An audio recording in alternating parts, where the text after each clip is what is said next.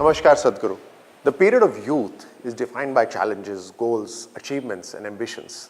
Many chase success as defined by others. In this hyper-connected, information-saturated era, there is the added stress of information overload and work-related burnout. Such stress takes away the happiness of our youngsters. We see more and more cases of depression amongst youth. How can the youth, in such challenging times, continually be happy? I want to know the truth about youth and happiness. Namaskaram, Raj, and see, in every generation, there is a set of people who are always complaining about something. And of course, there are people who are making use of the situations of their times. As a generation today, we have more conveniences, comforts, and we are able to know whatever we wish to know. People who are complaining about information overload, they must visualize and see that 1,000 years ago, you wouldn't know what's happening 100 kilometers away. If even there was a great calamity or something fantastic happened 100 kilometers away, it would take a month or 2 months for you to get the information. Today, anywhere in the world, whatever is happening comes to you quickly, and are you complaining about it?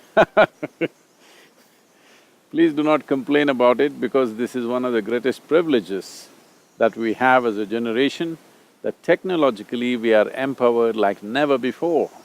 Never before another humanity had the capabilities that we have simply because of technological empowerment. It is just that you have not prepared yourself for the life that you need to handle. In the sense, right now you're complaining about technology, which has made your life easy and comfortable. I want you to just imagine 1,000 years ago if you lived here, in the morning when you wake up, you need water for your use. You will have to walk down to the river and carry 2 buckets fulls of water. Believe me, most of the youth today are not even fit enough to carry 2 buckets of water for a mile. Physically, they're just not capable of doing it. So, if you were here 1,000 years ago without technology, would you carry these bucketfuls of water without complaint? No, you would complain because you are physically not capable.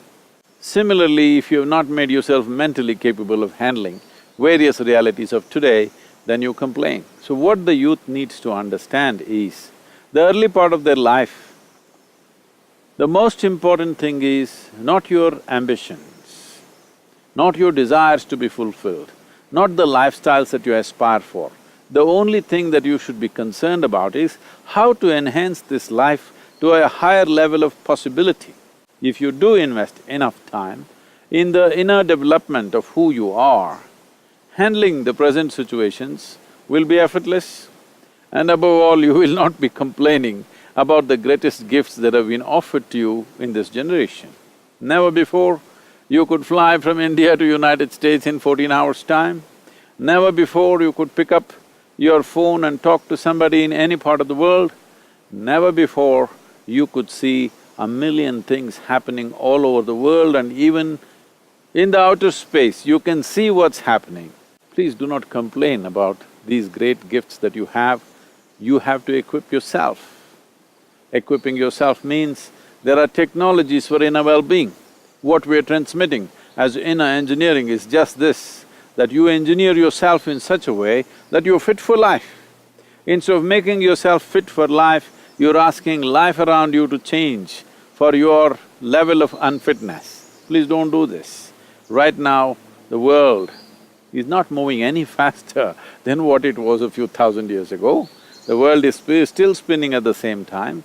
It is just that we feel that the distances have been reduced simply because of technological prowess that we have. This is the most fantastic thing that's happened to human beings is, we are so technologically empowered. We can see beyond our normal vision, you can hear beyond your normal sense of hearing, you can experience things beyond your normal sense of experience. It's just that you have to upgrade yourself. The technology around you is phenomenally upgrading itself every few months or years.